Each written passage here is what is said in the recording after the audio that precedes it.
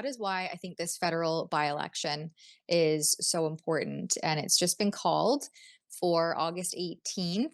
It will be happening in Alberta's Battle River Crowfoot riding, which is, Yep. I think, one of like the strongest and safest conservative ridings in all of the country. Yeah. So former conservative MP Damien Carrick has resigned so that Pierre Poilievre can run for his seat there. Of course, after Poilievre was beat out of his own riding due to some of the changes that happened in that riding over the last, I think it was about a year ago that they started to change the riding lines and jurisdiction in there. And so he lost that riding for the first time in, I can't remember, what was it, 23 years, I think it was, that he held Yeah. that riding. Yeah. Yeah, and then he Yeah. lost it. And so now he'll be running in this Alberta riding. And Carney has just given it the go ahead. Yeah. This is such a massive riding, by the way. Like, this is the deepest conservative riding, or at least not the deepest. It's one of them. It's right up there with David Bexley's riding. Um, Damien Carrick first won this riding in 2019 with 86% of the vote. Like, it's like the other people didn't show up just to run, and he just won it with 83 percent of the vote, which is still massive. It and the riding itself is the size of several European countries. So it runs basically from east of Edmonton, um, to east of Calgary, just a little bit south of Edmonton, just a little bit north of Calgary. And so that's like and then all the way to the Saskatchewan border. And this is farmland, this is oil and gas, this is coal mining country, this is ranch land. These are, your sports shooters, your people affected by canola tariffs, the people who are affected by export markets every time Carney says something stupid to Trump, and then we get a tariff. These are people who are deeply affected by this. These are your most reliable conservative voters in the country. They can't vote any harder conservative, and this is such a safe riding for Poilievre. And moving him into that riding means, I think, that the party has no desire to replace him as leader. Why would you? Exactly. Why would you put the effort forward to funnel all of those resources into this by-election if he weren't going to move forward as the leader of the Conservative Party of Canada? Yeah. And I think that the people, the perception of Poilievre is only going up in the polls as Carney Yeah. continues to flop and fold, right? So many Canadians were hoodwinked by his literally campaigning on elbows up, tough talk on trade, tough against Trump. People saw, thanks to our state broadcaster, people saw Trump as the existential threat. And Yeah. this campaign he was no longer campaigning against Poilievre, he was campaigning against Trump. And so that hoodwinked everyone into thinking, okay, Orange Man bad. We've been told all these years that Trump is the enemy. Carney beefed himself up, puffed his chest out, put his elbows up, and said he would be tough against Trump, and people bought it and they fell for the lie. And now I think more people are starting to see, okay, wait a minute, he's done nothing but flop ever since to anything that Yeah. Trump does or pushes him back on him with. And so this obviously just helps bolster up Pierre Poilievre again.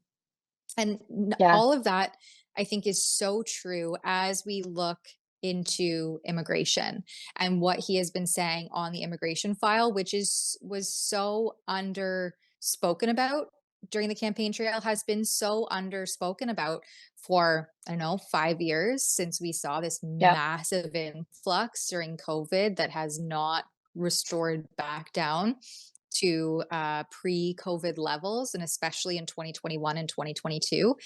And so just on Friday, the headline came out that the federal immigration minister plans to hold consultations on immigration intake. I mean, I don't know how many consultations. I guess that's just fancy words for give us, we're going to use your taxpayer dollars to see and have conversations. I think it's the proof is pretty clear in the pudding, um, which is what Polyev is saying. We need massive and immediate reduction in incoming international students. We do not have housing, jobs, and healthcare. Yeah, it's literally crumbling our social services systems. Yep. Yet the Carney Liberals continue with another 500,000 students this year. Immigration levels must be cut to bring down population while we focus on jobs, homes, and healthcare for Canadians. I mean, yeah, this isn't like this isn't crazy talk here. This is This is so basic math. reasonable. Yeah, This is so basic math. We reasonable. have X amount of houses, we have X amount of hospital beds, we have X amount of jobs. If we bring in people to exceed that, we have inflated unemployment. And I think, I wish that Poilievre had really been harder on this during the campaign. And I know he did talk about it Mhm. during the campaign, but we have seen consistent polling for the last 5+ years that across all political parties, including the NDP, people think immigration numbers are too high. Imagine being able to steal some liberals and some NDPers who are affected by these ridiculous immigration targets, if you were speaking their language on this one issue, because this is an issue, all the polling shows goes across all political parties. Canadians say our immigration numbers are too high. If he just really banged the drum on this, I think he could have put it over the finish line in at least some key ridings that mattered.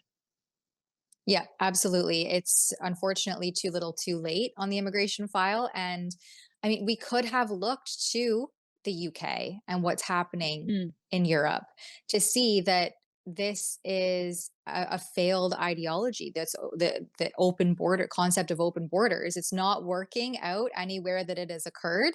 And we could have stopped this before we ended up in this mess. But now, unfortunately, we're to use elbows rhetoric even more, we're elbows deep into this absolute travesty and devastation of unmitigated immigration. And it's going to take real leadership and real change to turn this ship around.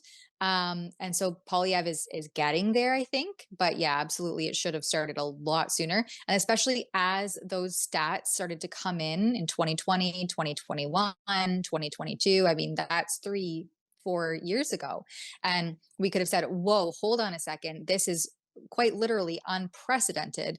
And we need to at least like pull the brakes a little bit and reassess where all of these people are going to go, how were this is being funded, who's paying for all of this, because newsflash, it's us, the taxpayers, and how this is going to strain all of our systems, including something that we really don't talk enough about is even just the strain on the food banks and yeah, the systems that are in place for people and Canadians who are actually struggling and cannot buy food or afford to put groceries on the table for their families, for their children. And that number only continues to grow. The number of children living in poverty only continues to grow under this liberal government. And then you hear reports of immigrants coming in who realize that there's a system in place where they can hone in on free groceries and free yeah, food, and then they capitalize that and don't leave anything left for the other guys who are actually legitimately struggling because of the discrepancy between the cultures that we've brought into our country, where we come from a very high trust society, and some of the people that we're bringing in, unfortunately, do not. yeah. Um, and it, there is this ideological clash between this influx of immigrants, because we're bringing them in at such a rate that they cannot integrate into our societal acceptable norms. Um, we have a problem with hate marches in this country. And I guess the plan is to bring in more people from hate marchy type places, where, the support, Gaza, where the support for um, Hamas, uh, it rose after October 7th, after they saw those atrocities.